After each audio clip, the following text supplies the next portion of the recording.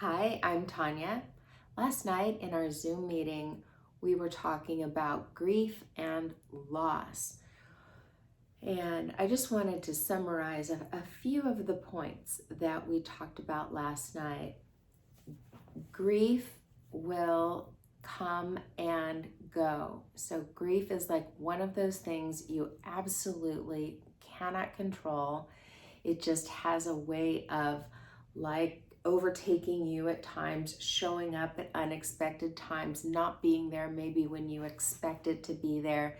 And the idea with grief is to turn towards it in the time that it hits you.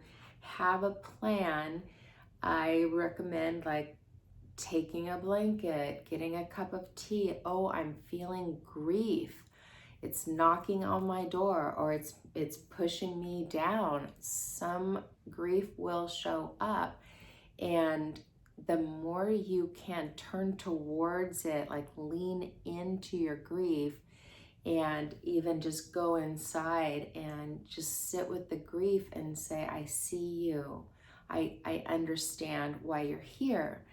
Because any time that we have a loss, we will have an equal amount of grief.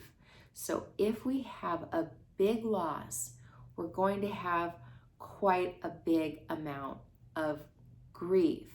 So even a small loss, like oh, I need to give up that habit, or something that's really small, like oh, I'm just going to stop having 2 glasses of wine. I'm only going to have one. Um, these losses in our life, there's so many when we go through a divorce that we can get just carried away on this current of grief that never seems to subside. So, ideally, if you can turn towards the grief, it tends not to, one, be so great. The impact isn't so great because it hasn't been building up. And two, it will start to subside.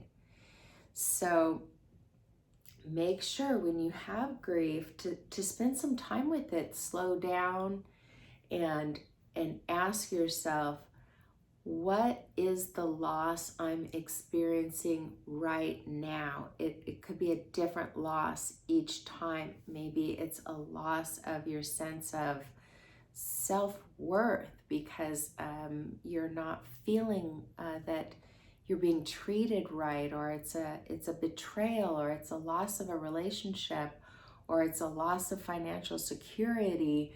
There's so many losses with divorce that we want to make sure that we go in, we identify what that one loss is, and we can also, in that one practice, try to identify what the limiting belief is with that loss, or if there's a limiting belief.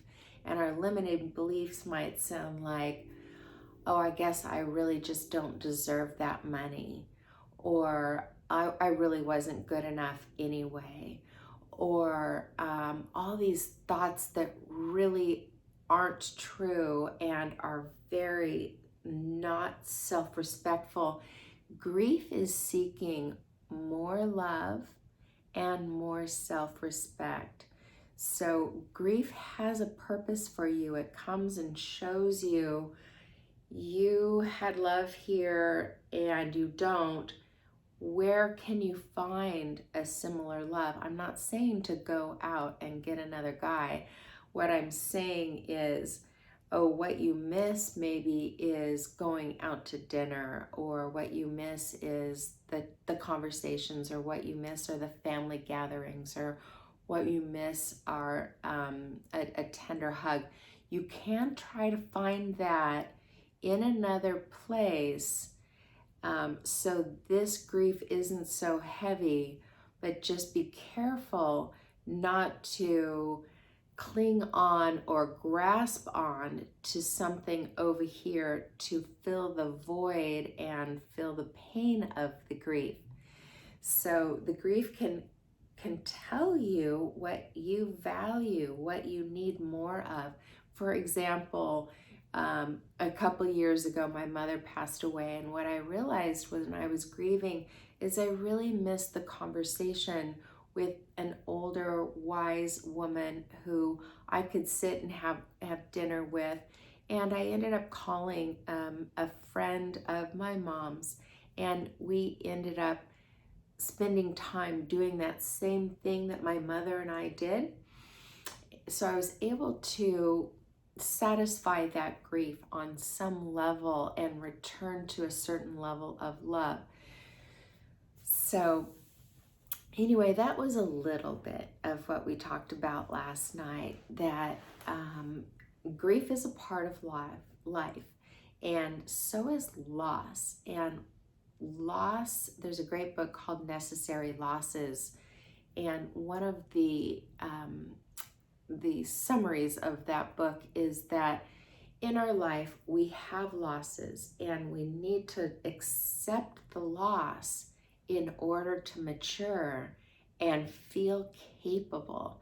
So all these little losses that we have, especially the ones we have no control over, if we can accept the loss and grieve over it, analyze what we need again to make us feel whole, we tend to mature and become more capable of standing as a mature woman. So anyway, I hope this was helpful. These were just some of the little tips and some of the things we were talking about last night on our Zoom meeting.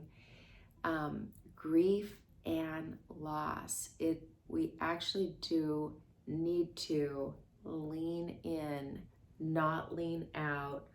I did admit, beginning of my divorce, I drank a lot of wine and I was not leaning in to my grief. I was doing a little too much escaping from the grief, and that caused me to really prolong my maturation process. So anyway, 2020 vision, and that's what I'm here for on one hand, is to help you see things from a point of I can really, really look back 20 years ago and see the good things that I did and the not so good things that I did, and help other women. So anyway, we're just constantly encouraging you to move forward, but take your time, because this is a healing journey. So anyway, hope you are well, and go in grace, and go in grace.